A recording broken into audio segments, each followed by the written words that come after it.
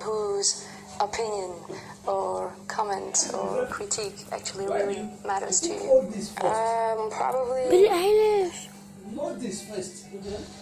my own opinion, my own critiques. I mean, even if I created something that I loved and everyone on the planet hated. Oh, that is so I was slow. born Friday, November 28th, 2003, in a jail cell. My mom tried her hardest to get out earlier so she could raise me, but she wasn't able to leave, and in the end, my mom had to beg my grandmother to take me in. At first, my grandma was hesitant because she was already raising my 2 older brothers, but she knew my mom was desperate. Growing up, my grandma made sure that my brothers and I had everything we wanted. We had video games, delicious southern home cooking, a small house in the countryside, and lots of animals, like some chickens and a few dogs and a cat. I could tell that my grandma loved me and my oldest brother the most. She always made sure that we were well fed and loved, but I couldn't say the same for my second oldest brother, Jimmy. My grandma always treated Jimmy badly, and sometimes I would hear him crying at night. Jimmy became so angry that one day he decided to take it out on me. After that incident, I never forgave him, and even to this day, we still have our differences. But apart from Jimmy, everything else in my life wasn't too bad. I made the most of what I could in my situation. When I was about 11 years old, my grandma started to get really sick. She would often be bedridden for days, and it got so bad that we decided that she needed to go to the doctors. She took me with her, and we went to the hospital so they could run some tests. After they were done, the doctor came in and told us that she had ovarian cancer.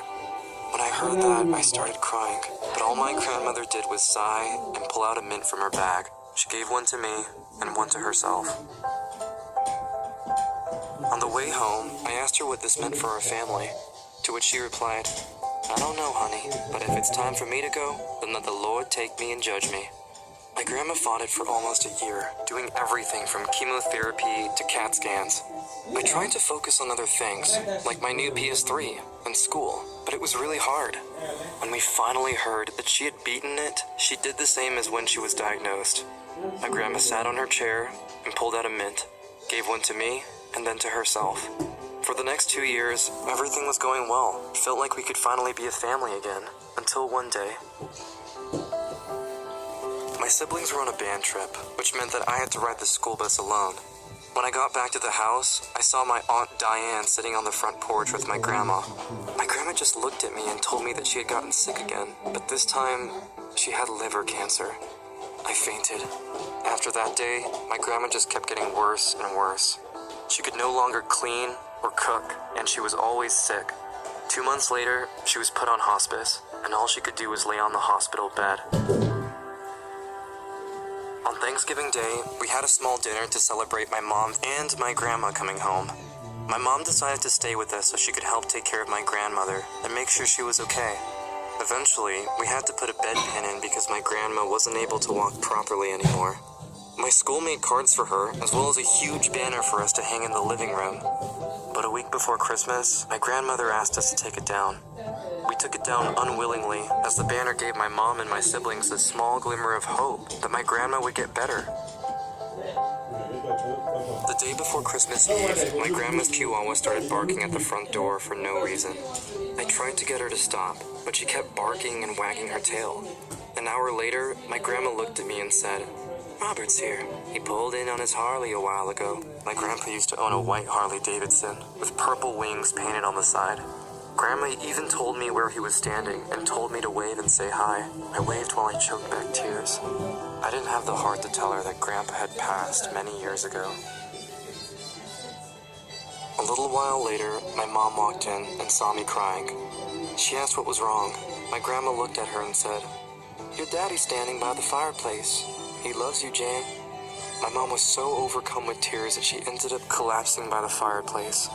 After that night, my grandma's health deteriorated rapidly.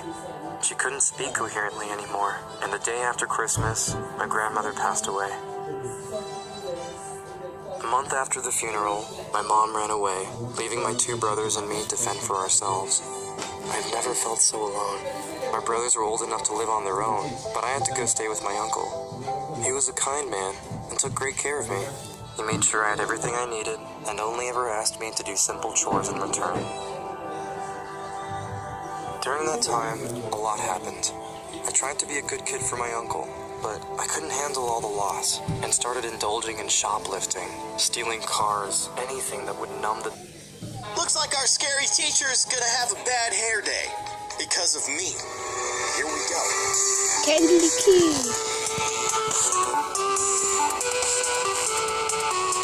Hello, everybody. I am Kindly Keen, and welcome back to Scary Teacher 3D. Or as we know her, Hello Neighbor Sister. Because they have a lot in common. But just recently, the game got updated. They added 5 new levels. So we're going to try out those new levels, starting with Bad Hair Day. And it looks pretty bad. So let's do this. Miss T is crazily obsessed with her hair. Hit where it hurts the most. Add something in her shampoo to ruin her hair. We've actually done something like this before. They had a level like this, a long time ago. Can't wait to be clean. She's singing and she's getting her bath ready. Now we need to find something to add to her shampoo. And I suspect that it's going to be paint, I think. But I'm not sure how we're going to do that. Oh, actually, well, no, I can't. I can't interact with that. That is not something I can work with. Maybe the shed. That's where I keep my paint. Oh, gasoline.